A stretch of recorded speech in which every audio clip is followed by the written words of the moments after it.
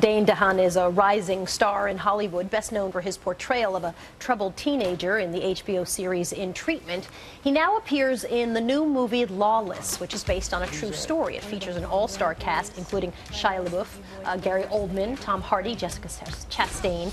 The movie takes place in Prohibition-era Virginia. It involves a gang of bootlegging brothers who take on authorities. Dane's character is a vital member of their inner circle with a magic touch when it comes to moonshine. Lawless goes into theaters on August 29th, and Dane is with us this morning. It's nice to have you. Thanks for talking with us.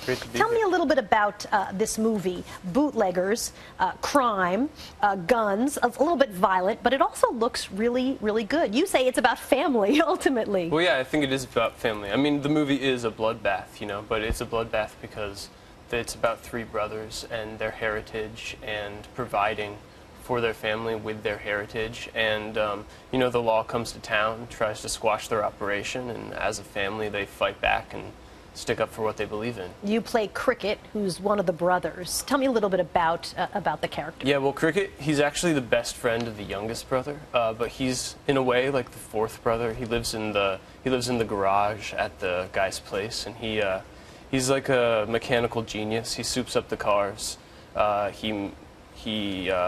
He makes big stills and creative stills to make different ways of making the moonshine. He has a disability. He does. He has rickets, yeah. So he's like, the three brothers are very like big dudes, very strong, and he's the feeble body with the bright mind, you know. And he relies on the brothers for protection so that his mind can work.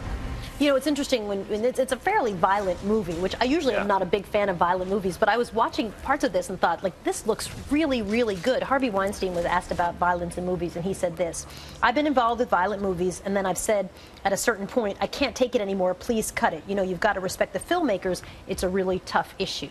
As an actor, do you ever sort of feel that draw between what's authentic, you know, to the character, and like gratuitous violence, which often brings people into the theater and can have some, you know, implications? Yeah, sure. I mean, I think, I mean, I don't really believe in putting anything gratuitous in movies. You know, I think as long as you earn it, as long as it's there. I mean, if it's a world that's a very violent world and a lot of violent things happen, then to not have that blood would be completely inaccurate. No one would believe the part. Yeah. You've won an Obie. You've had a lot of success in film so far. You're 26 years old. Yeah. How do you navigate Hollywood as, you know, we started the segment by calling you a rising star. Right. How do you make sure you continue on the path to stardom without being sort of, you know, taken over by the celebrity or taken over, you know, by the craziness that's Hollywood? Yeah, well, I've never really done this to be a celebrity. You know, I've done it because I really love acting and I really love the work. And so the work is what's important to me.